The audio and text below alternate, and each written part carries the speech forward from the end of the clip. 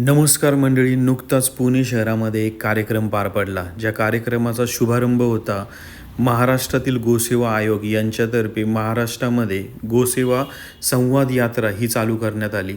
या संवाद यात्रा जवळपास बऱ्याचशा जिल्ह्यातून जाणारे 6,000 किलोमीटरचा प्रवास हा यांचा असणार आहे. गोसंवाद यात्रा कशासाठी असली पाहिजे, तर गोशाळांना भेटी देणे, त्यांना आत्मनिर्भर स्वयंचलित चालू करणे, त्याचबरोबर गोशाळा आत्मनिर्भर होण्यासाठी काय काय प्रयत्न करता येतील हा याचा उद्देश आहे. या कार्यक्रमासाठी बरेचसे मान्यवर मंडळी त्या दिवशी आलेले होते. प्रत्येकाने या देशी गाईसाठी काय केलं पाहिजे याचं महत्त्व त्या दिवशी सर्वांना सांगण्याचा प्रयत्न प्रत्येक मान्यवरांच्या माध्यमातून पाहण्यात आला. या कार्यक्रमाचा शुभारंभ करत असताना सर्व मान्यवर, सर्व उपस्थित मंडळी यांच्या माध्यमातून त्या दिवशी जो रथ बनवला होता त्या रथाची सुरुवात, त्या रथाची पूजा, गोमातेची पूजा त्या दिवशी ते करण्यात आली.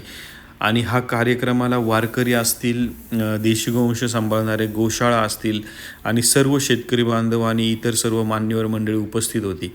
या कार्यक्रमाचे सगळे अपडेट तुम्हाला महाराष्ट्र गोसेवा आयोग यांच्या नवीनच ओपन केलेल्या ॲपवरती पाहायला मिळतील.